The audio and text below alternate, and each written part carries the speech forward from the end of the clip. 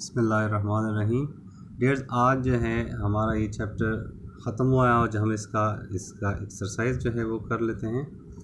इसके की points first देखते हैं। इसकी एक्सरसाइज में से जो है देखते हैं कि फ़र्स्ट की पॉइंट इसका है, a balance diet contains the right amount of 7 food types to meet the requirements of the body. जो बैलेंस डाइट होता है उसमें क्या होते हैं, बैलेंस डाइट में 7 जो की कंपोनेंट्स हैं फूड के, वो अप्रोप्रिएट अमाउंट में होते हैं। मीन्स के उसके जो टाइप्स हैं, कार्बोहाइड्रेट्स हैं, फैट्स हैं, लिपिड्स हैं, प्रोटीन्स हैं, ये एक्सेट्रा, ये जो है इसमें एडवोकेट अमाउंट में मौजूद होते हैं। यानी फर्स्ट जो है वो फर्स्ट की पॉइंट हमारा है इसका कि हमारे जो बैलेंस डाइट है उसमें फूड के जो 7 कंपोनेंट्स हैं वो रिक्वायर्ड अमाउंट में होते हैं, ताकि हमारी बॉडी की जो रिक्वायरमेंट है, हमारे बॉडी को प्रोटीन चाहिए होता है जितने मक़दार में वो उसमें हो, हमारे बॉडी को जितने मक़दार में जो है कार्बोहाइड्रेट चाहिए होते हैं वो उसमें हमें मिले। डेली बेस पे कितनी मिलीग्राम की जो है, कितनी मिलीग्राम्स की जो है हमें कौन सा फूड आइटम चाहिए होता है वो उसमें मौजूद होता है। सेकंड है इसका, हमारे जो ट्यूटोरियल थी वो इसमें थी कि डाइजेस्टिव सिस्टम के बारे में थी या डाइजेशन के बारे में थी। तो वो था कि digestion is the break down of food into nutrients. कि डाइजेशन जो है वो क्या है, फूड को न्यूट्रिएंट्स में ब्रेक करने को कहते हैं। हाजमे का निज़ाम जो है वो क्या होता है कि वो फूड को ब्रेक करने का होता है। फर्स्ट की पॉइंट है हमारे पास इस एक्सरसाइज में कि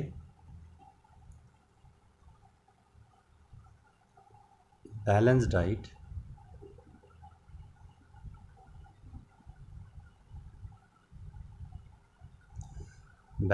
कौन सा होता है? बैलेंस डाइट वो होता है जिसमें 7 फूड कंपोनेंट्स जो है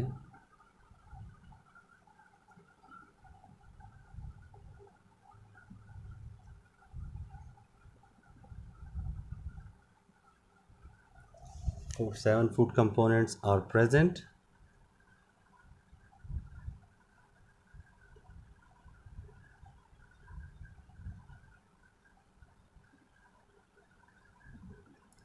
to meet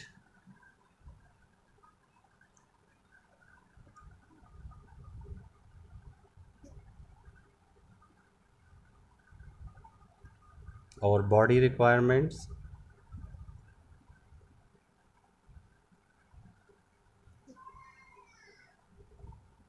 our body requirements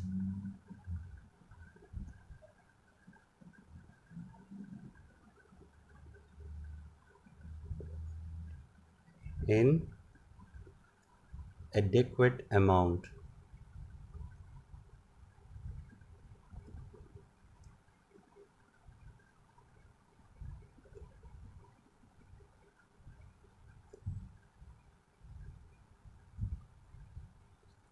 seven food components कौन कौन से थे? Carbohydrates, fats, proteins, lipids, nucleic acid, minerals, ions etcetera. ये जो है इसमें एडुकेट अमाउंट में होते हैं ताकि हमारी बॉडी जो है वो इससे एनर्जी हासिल कर सकें और हमारी बॉडी इससे वर्क कर सके, डेली बेस पे जो हम वर्क करते हैं वो परफॉर्म कर सकें। दूसरा की पॉइंट था इसमें हमारे पास था कि डाइजेशन। तो डाइजेशन और डिजेशन क्या है? डाइजेशन जो है वो प्रोसेस है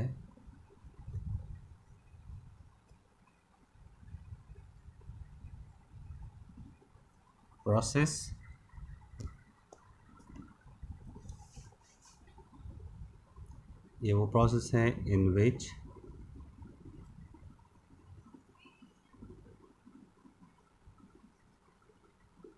large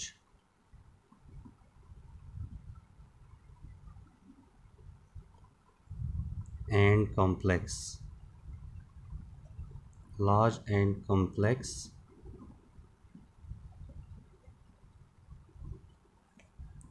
food materials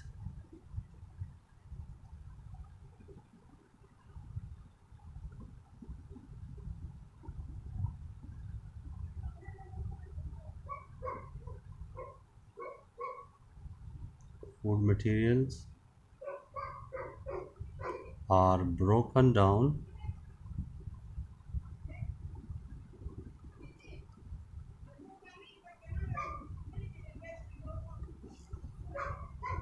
into simple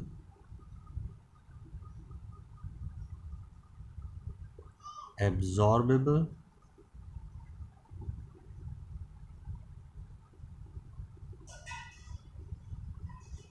nutrients। ये फूड जो हम खाते हैं वो कम्प्लेक्स होता है, वो डिफरेंट पॉलीमर्स का बना हुआ होता है। मींस उसमें जो मॉलिक्यूल्स के जो चेन्स होते हैं वो इस तरह से कम्प्लेक्स स्ट्रक्चर जो है उसका बना हुआ होता है। इस पर जो है वो एंजाइम अटैक करते हैं हमारे डाइजेस्टिव सिस्टम में, और एंजाइम्स के अटैक के बाद जो है वो इस तरह से स्मॉलर पीसेस में कन्वर्ट हो जाता है। और ये स्मॉलर पीसेस में कन्वर्ट हो जाने के बाद जो हमारे इंटेस्टिनल वॉल हैं, इस इंटेस्टिनल वॉल की जो है वो इनसाइड पर अगर आप देखते हैं तो इसमें ऐसे फिंगर के जैसे प्रोजेक्शंस बनी हुई होती हैं। ये फूड मटेरियल जब यहाँ पर आता है इस तरह से ऐसे, तो यहाँ पर ये फूड मटेरियल एंटर होकर एब्ज़ॉर्ब होने को, डाइजेस्टिव प्रोसेस क्या है जिसमें फ़ूड जो आप डिफरेंट फूड खाते हैं वो इस तरह उसके मॉलिक्यूल्स होते हैं, वो सैंपल कन्वर्ट हो जाते, सैंपल न्यूट्रिएंट्स में कन्वर्ट हो जाता है, स्मॉल होते हैं, आसानी से जज़ब हो सकते हैं आपके बॉडी में। ये जो है डाइजेस्टिव प्रोसेस है। ओके, इसके साथ हमारा जो है digestive system starts from the mouth and ends at the anus. ये माउथ से स्टार्ट होता है और एनस पर जो है वो ख़त्म हो जाता है। यानी फूड जहाँ हम जो है मुंह से जो है इसका स्टार्टिंग पॉइंट है, हम मुंह में जो है वो निवाला डालते हैं फूड जो है वो खाने के लिए। हम जो फर्स्ट इसका कांटेक्ट आता है वो माउथ के साथ होता है, और लास्टली जब इसमें से सब फूड एब्ज़ॉर्ब हो जाता है तो ये चला जाता है और हमारे जो एनस हैं वहाँ से जो है ये हमारे बॉडी से जो है ये रिलीज़ हो जाता है। It is responsible for intake and digestion of food. ये जो फूड का जो कैनाल है या ये जो फूड पाइप है जो माउथ से स्टार्ट होकर एनस तक जाता है, ये रिस्पॉन्सिबल है ताकि इसमें जो है फूड डाइजेस्ट हो जाए, यानी इसमें हज़म भी हो जाए, एब्जॉर्प्शन इसकी हो जाए। जो अभी हमने बात की कि किस तरीके से डाइजेशन में ब्रोकन डाउन पीसेस जो है वो कन्वर्ट होकर हमारे बॉडी पार्ट्स में जो है कन्वर्ट होते हैं एनर्जीज़ में, और न्यूट्रिएंट जो है वो हमारे बॉडी को मिल जाते हैं। And removal of undigested material, और जो एनस है वहाँ पर जो बॉडी पार्ट्स में एब्जॉर्ब नहीं होते या जो वेस्ट मटेरियल्स होते हैं वो हमारे बॉडी को लीव करते हैं, हमारे बॉडी से चले जाते हैं। फोर्थ पॉइंट है इसमें, respiration provides energy to the cells. It is of two types, aerobic and anaerobic. respiration जो है सांस लेने का जो अमल है वो दो तरह का होता है। एक जो जिसमें ऑक्सीजन लाजमी होती है कि उसमें ऑक्सीजन इंटेक किया जा सके, उसे जो है एरोबिक कहते हैं। और जो ऑक्सीजन की मौजूदगी के बग़ैर होती है, यानी जिसमें एनर्जी तो मिल रही होती है लेकिन ऑक्सीजन जो है वो एनर्जी रिलीज़ नहीं कर रहा होता, इसको जो है वो एनएरोबिक रेस्पिरेशन कहते हैं। फिर रेस्पिरेशन के चूँकि ये एनर्जी के लिए ज़रूरी है, तो इसका जो नेक्स्ट पॉइंट है, की पॉइंट है, वो उसमें है कि respiratory system has air passage way and lungs. Respiratory system जो है यानी हमारे लंग्स में जो है वो क्या है, एयर पैसेज वे है जहाँ से हवा ने गुज़रना होता है। हवा चूँकि मिक्सचर है डिफरेंट गैसेस का, उसमें एक गैस ऑक्सीजन होती है जो कि ऑक्सीजन हमारे ज़िंदगी के लिए लाइफ सपोर्टिंग गैस है। और ये लंग्स में जाता है, लंग्स में वहाँ पर एक्सचेंज हो जाता है। जब हम सांस लेते हैं तो सांस को यानी हवा को, मिक्सचर ऑफ गैसेस को हम अपने लंग्स तक लेकर जाते हैं। लंग्स में जो गैस हमारे खून में एब्ज़ॉर्ब हो जाता है वो ऑक्सीजन होती है। ऑक्सीजन खून में एब्ज़ॉर्ब हो जाता है और खून में से कार्बन डाइऑक्साइड रिमूव करके ये हमारे बॉडी से बाहर निकालते हैं। सर्कुलेटरी सिस्टम जो है या सर्कुलेटरी सिस्टम ये ट्रांसपोर्ट सिस्टम का है। जैसे हम ट्रांसपोर्टेशन सिस्टम देखते हैं कि हम एक जगह से दूसरी जगह different parts of the world जो है वो ट्रांसपोर्ट के ज़रिए देख सकते हैं। इसी तरह से न्यूट्रिएंट्स ने भी एक जगह से यानी स्टमक से ये ट्रैवल करते हैं पूरे बॉडी में। इसमें जो है इसके कौन कौन से कंपोनेंट्स हैं जो ये सर्कुलेटरी सिस्टम बनाता है। इसमें ब्लड है यानी खून, ब्लड वेसल्स वो रास्ते या वो नाले जहाँ से यानी वो नालियाँ जहाँ से खून गुज़रता है, एंड हार्ट और दिल जो कि इस खून को इन नालियों में पंप करता रहता है। Blood flows in the blood vessels. Blood जो है नेक्स्ट पॉइंट है, ब्लड जो है वो ब्लड वेसल्स में जाता है। Its components are plasma, red blood cells, white blood cells and platelets. हमारी वीडियो में हमने जो है ब्लड के बारे में जो बताया था कि ब्लड में जो मेजर पोर्शन है वो वाटर कंपोनेंट का बना हुआ होता है और उसको हम प्लाज्मा कहते हैं। और उस वीडियो को जो है आपने देखा है तो आपको जो है समझ आएगा कि ब्लड प्लाज्मा क्या होता है, जो 55% हमारे बॉडी में होते हैं। इसमें 45% जो है वो हमारे पास जो रेड ब्लड सेल्स हैं, वाइट ब्लड सेल्स हैं और प्लेटलेट्स हैं, ये मौजूद होते हैं। इन्हीं ब्लड वेसल्स की जो है फिर हमने टाइप्स डिस्कस की थी। नेक्स्ट पॉइंट जो है वो इसके बारे में है। आर्टरीज़ जो है ये वो ब्लड वेसल्स हैं या वो नालियाँ हैं खून की जो दिल से खून को लेकर जाती हैं। साफ़ खून जो है इसमें होता है या ऑक्सीजन मिला खून इसमें होता है। वेन्स जो है ये वो नालियाँ हैं खून की जो दिल की तरफ खून को लेकर आती हैं, यानी इसमें जो है वो कार्बन डाइऑक्साइड मिला खून होता है। And capillaries are 3 types of blood vessel. ये 3 टाइप्स के ब्लड वेसल्स हैं। जो कैपिलरीज हैं वो बहुत स्मॉलेस्ट डायमीटर के होते हैं। इसमें अगर याद हो आपको, इसमें जो ब्लड सेल्स हैं RBCs, इसमें से लाइन में से गुज़रते हैं। ये इतने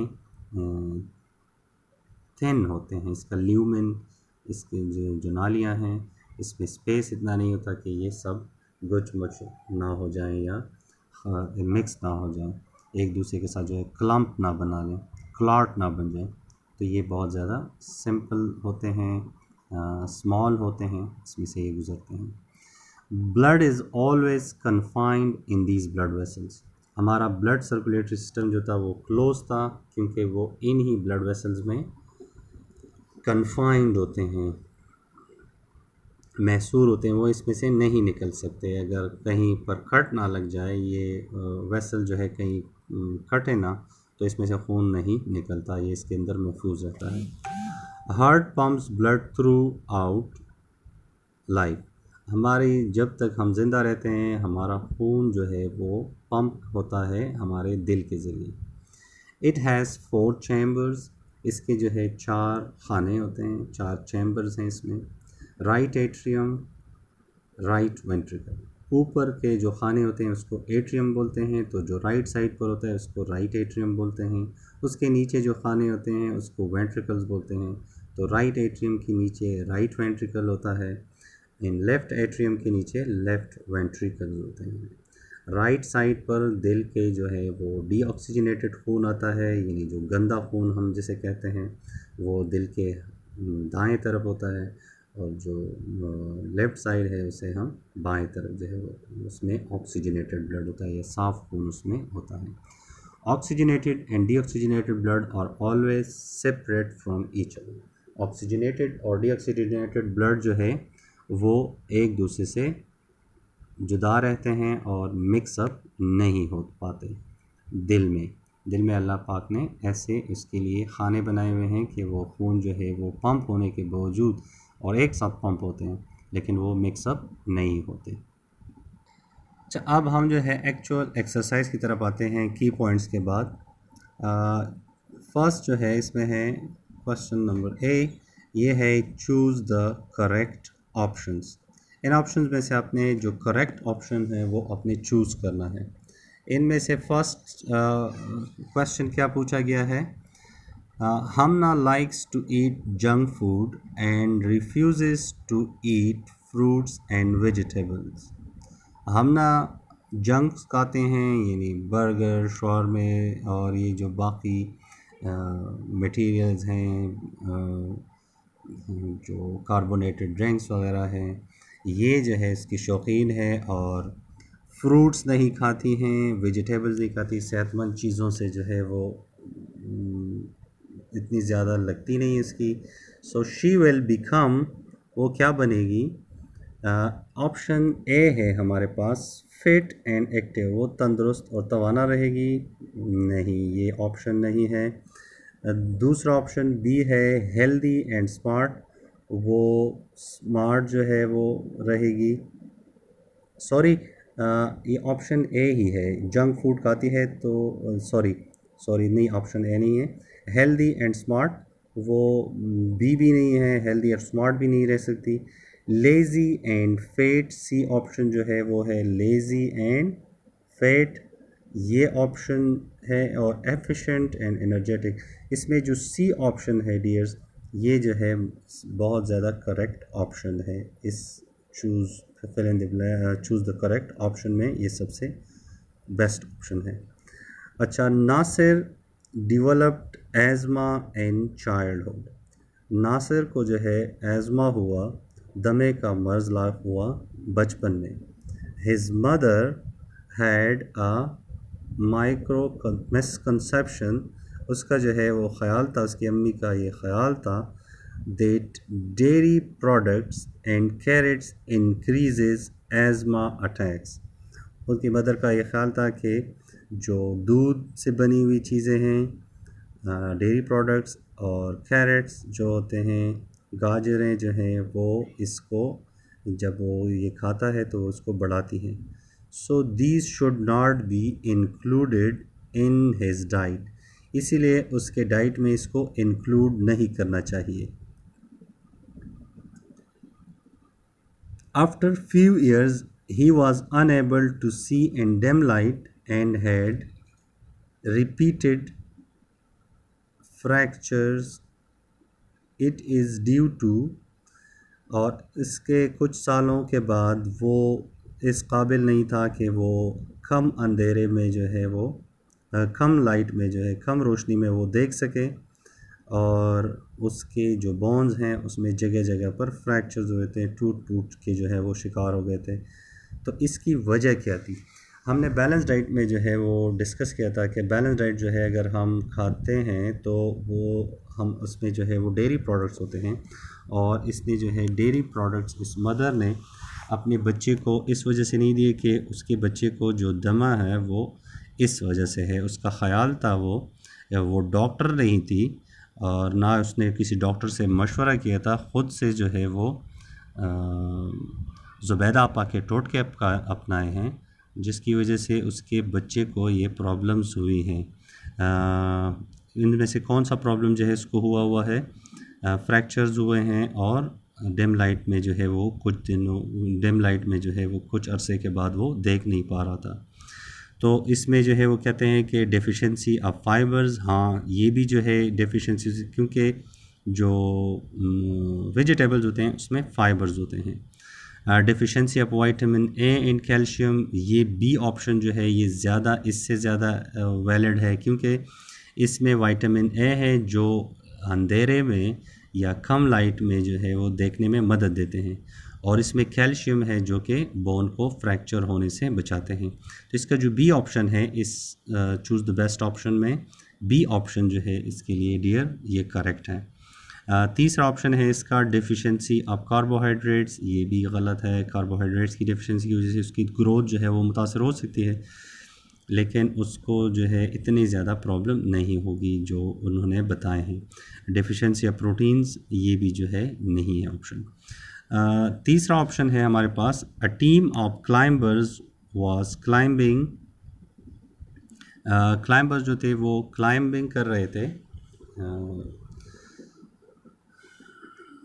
क्लाइंबर्स जो चट्टानों पर, पहाड़ों पर जो है जो क्लाइंबिंग करते हैं, हाइकिंग वगैरह जो इस तरह से होती है, उसी की एक टाइप है ये। लोग जो है इसमें पार्टिसिपेट करते हैं। हाई माउंटेन पर जो है ये जाते हैं ट्रेल करने के लिए। When they reach near top, जब वो टॉप पर पहुँचे या टॉप के करीब पहुँचे, they felt difficulty in breathing because at high altitude, जब वो टॉप पर पहुँचे तो वहाँ पर उनको सांस लेने में दुश्वारी पैदा हुई, क्योंकि हाई एल्टीट्यूड पर जो है, बुलंदी पर, सतह समंदर से जब आप ऊपर जाते हैं तो ऑक्सीजन जो है वो कम से कम होता जाता है, यानी ऑक्सीजन कम से कम पड़ जाता है। तो हम ऑक्सीजन सांस लेने के लिए लेते हैं, तो उसको डिफ़िकल्टी इस वजह से आ रही थी कि मोर ऑक्सीजन था, ये ऑप्शन गलत है। ए लेस ऑक्सीजन था, ये ऑप्शन ठीक है। जो ऑप्शन बी है वो राइट ऑप्शन है। सी है more carbon dioxide, carbon dioxide जो है वो ज़्यादा है, इसी वजह से जो है वो डिफ़िकल्टी ब्रीदिंग में हो रही थी, ये भी गलत है। लो टेम्परेचर्स हैं, ये भी जो है सम हाउ करेक्ट है, लेकिन सबसे अप्रोप्रिएट जो है वो बेस्ट ऑप्शन जो है वो इसका है लेस ऑक्सीजन है। इसके साथ जो है वो है एपिलेप्सी पेशेंट्स, मिर्गी के जो पेशेंट्स होते हैं, हैव अटैक्स कॉल्ड फिट्स, उनको जो है दौरे पड़ते हैं। First aid during fits include opening the mouth and cleaning the air passage. First काम, जब आपके सामने किसी को जो है वो मिर्गी का अटैक हो जाए और उनको दौरे पड़े, तो फर्स्ट काम आपने क्या करना है, उनके मुंह को खोलें और उसके मुंह को साफ़ करें, सांस लेने का जो रास्ता है उसे साफ़ करें। If air passage is block the patient can die, अगर रास्ता साफ ना हुआ तो मरीज़ जो है वो मर सकता है। Due to mouth and cleaning the air passage way, मुंह और रास्ता जो है हवा का वो बंद हो जाने की वजह से। If air passage is block the patient can die, जो है वो इसकी वजह से मर सकता है, पेशेंट मर सकता है। ड्यू टू, इनमें से किस ऑप्शन की वजह से जो है वो मरता है? Deficiency of oxygen in the blood, oxygen की डेफिशिएंसी होगी क्योंकि सांस नहीं ले पाएगा, तो ऑक्सीजन जो है उसके ब्लड में नहीं जाएगा, ऑक्सीजन नहीं जाएगा तो उसको एनर्जी नहीं मिलेगी, वो ज़िंदा नहीं रह सकता। ऑप्शन ए इसमें ठीक है। Deficiency of carbon dioxide in the blood, ये गलत है क्योंकि कार्बन डाइऑक्साइड तो उसके खून में और ज़्यादा हो जाएगा, ऑक्सीजन मिलेगा नहीं और कार्बन डाइऑक्साइड और उसके खून में ज़्यादा हो जाएगा। Excess of oxygen in blood, oxygen की ज़्यादती की वजह से नहीं, ऑक्सीजन तो होता ही नहीं है तो ज़्यादा कहाँ से आ जाएगा। डी ऑप्शन है इसमें, excess of nitrogen in the blood, nitrogen की जो मकदार है वो ब्लड में ज़्यादा हो जाएगा, ये भी जो है वो अप्रोप्रिएट ऑप्शन नहीं है। तो इसके लिए फ़र्स्ट ऑप्शन जो है क्वेश्चन नंबर 4 जो इन्होंने पूछा है उसका first option A, deficiency of oxygen in the blood, is the most appropriate answer for this very, choose the best answer. Question number 5, the exchange of substances between blood and body cells can takes place at the, exchange of gases जो होती है वो खून और जिस्म के sales के दरमियान वो कहाँ पर होती है? ज़ाहिर है वो वहाँ पर होगी जो बहुत ज़्यादा थिन वॉल के होंगे, और थिन वॉल के कौन से नाले यहाँ होती हैं? कैपिलरीज। नंबर 1 ऑप्शन जो है वो है capillaries. 5th number choose the best answer में आपने 5th जो है वो करना है। आर्टरीज, उसके थिक वॉल होते हैं, वेन्स उसके भी थिक वॉल होते हैं, हार्ट यहाँ पर जो है वो कोई मैकेनिज़्म ऐसा है नहीं कि वहाँ पर ये एक्सचेंज हो सके। Hope this make sense dear. Next video में हम इंशाल्लाह बाकी एक्सरसाइज करेंगे और ये यूनिट ख़त्म करेंगे। अल्लाह हाफ़िज़, टेक केयर।